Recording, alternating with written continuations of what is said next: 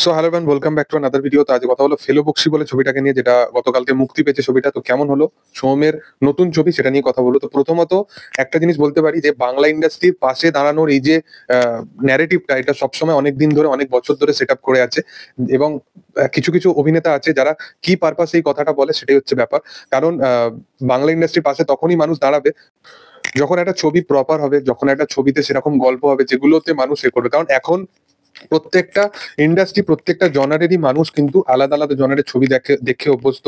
এবং থ্রিলিং, এই যে যবে থেকে 2020 এসছে, নেটফ্লিক্স থেকে শুরু করে প্রত্যেকটা ওটিটি স্ট্রিমিং চ্যানেলে তোমরা যে কোনো ভাইবের থ্রিলিং পেয়ে যাবে। তো সেইখানে দাঁড়িয়ে একটা ফেলু বক্সির মতো ছবি, যেখানে মানে একটা খাজা মার্কা একটা থ্রিলিং ভাইব আছে, সেই ছবিটাকে দেখার জন্য অডিয়েন্সকে যদি বলা হয় যে বাংলা সিনেমার পাশে দাঁড়ান, তাহলে আর কিছু বলার নেই, এর থেকে লজ্জানোর কিছু ব্যাপার নেই। কারণ একটা রিপ্রেজেন্টেটিভ কোনো জিনিসকে যদি করতে হয়, তো সেই জিনিসটাকে রিপ্রেজেন্ট করার আগে অ্যাটলিস্ট সেই কোয়ালিটির মতো কন্টেন্টটা অবশ্যই হওয়া দরকার। যেমন একটা খাদানের মতো ছবি হয়েছিল রিসেন্ট টাইমে, যেখানে বোঝা গেছিল যে হ্যাঁ, মেন স্ট্রিম ধারা থেকে শুরু করে প্রত্যেকটা জনারকে ঠিকঠাক ভাবে হিট করতে চেয়েছে। ছবির গান প্রত্যেকটা জনারের ঠিকঠাক, বা নিজের এন্ড থেকে অ্যাটলিস্ট বিক্রমের যদি তুমি ছবি বলো বা অঙ্কুশের মির্জা বলো, তবুও সেগুলোকে মানে তবুও পাতে দেওয়ার মতো একটা ছবি। কিন্তু এই ছবিটা, এখানে একটা মানে আমি ট্রেলার দেখেই ক্লিয়ারলি বোঝা যাচ্ছে অ্যাকচুয়ালি ছবিটার মধ্যে বেশি কিছু ছিল না। সেই জন্য ট্রেলারটা মুক্তির আগের দিনই রিলিজ করা হয়, এবং ট্রেলারটা দেখে বোঝাই যাচ্ছে যেখানে একজনের মার্ডার হচ্ছে।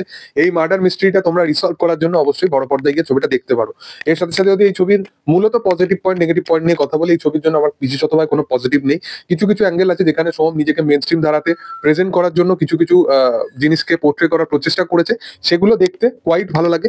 কিন্তু সেই আগের ভাইব যেখানে সোমকে আমরা যেরকম দেখে এসেছি, বা অভিনয় সত্ত্বে হিসাবে ভালো পারফর্মার, আমার মনে হয় সোমকে খুব ডার্ক জোনের মধ্যে, বা সোমকে পারফর্মার সোমকে খোঁজা উচিত, মানে যেখানে সে পারফরমেন্সটা খুব ভালো দেখতে হবে। এখানে একটা পার্টিকুলার সিকোয়েন্স আছে যেখানে সোম দৌড়াতে পর্যন্ত পারছে না, যেখানে সে তার যে চেজিং সিনটা, সেখানে গুন্ডারা স্লো ভাবে দৌড়াচ্ছে। মানে এইরকম কাইন্ড অফ পার্টিকুলার জিনিস দেখার জন্য অডিয়েন্স অ্যাটলিস্ট যাবে না?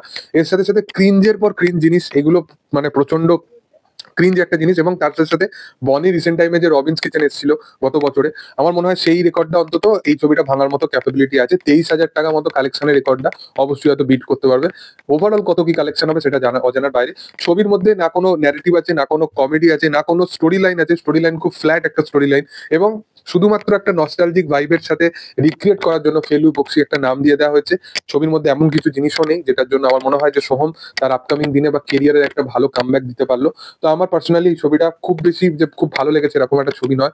তবু আমি বলবো যে যেহেতু বাঙালি, তো সেহেতু বলবো যে বাংলা ছবি দেখতে পারো, কিন্তু ভালো ছবি যদি না হয়, আমি অনেস্টির সাথে আমি জিনিসটাই বলবো যে তোমাদের যদি বয়সটা বেশি থেকে থাকে তবে এই ছবিটা দেখতে যাও।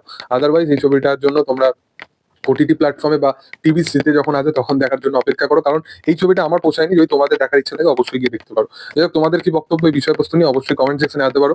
আর ভিডিও যদি ভালো লেগে থাকে লাইক সাবস্ক্রাইব করে দিও। Thank you all, by.